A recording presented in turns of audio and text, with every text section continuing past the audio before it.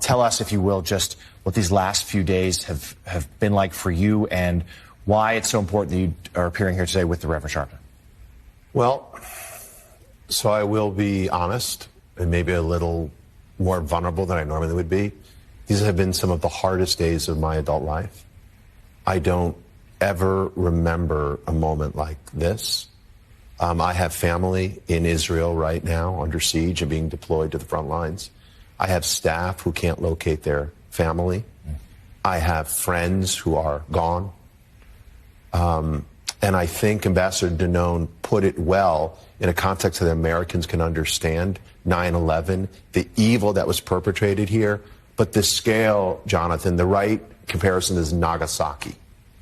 This was like an atomic bomb. And as 40,000 people were killed in Japan when they dropped that bomb in Nagasaki, so too were the hundreds upon hundreds of people who were killed in Israel.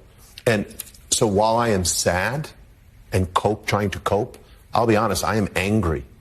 I am angry with the world that allowed the dehumanization of Israelis and sanitized the terrorism of Hamas. I must say, I love this show and I love this network, but I've got to ask, who is writing the scripts?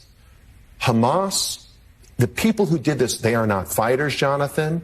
They are not militants, and I'm looking right at the camera. They are terrorists.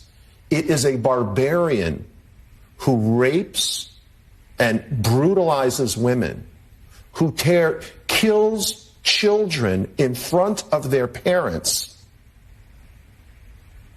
and then brings them over to Gaza, who literally, we've heard all these reports, and we know these aren't just reports. These were filmed gleefully by the barbarians who committed these grotesque crimes. They filmed, for example, an elderly woman in her home in one of these towns. They burned her alive in her house because she was too infirm to take out.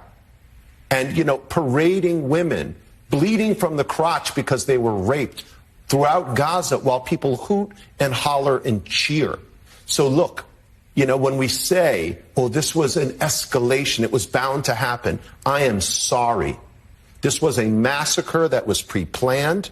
This was not destined to happen. It is not normal to shoot teenagers in the back, hundreds of them. So I just think, guys, get this story right. And all these pictures of missiles or the rubble in Gaza, please talk to the Israeli mothers and fathers who lost their children. Talk to the grandchildren whose grandparents were seized as hostages.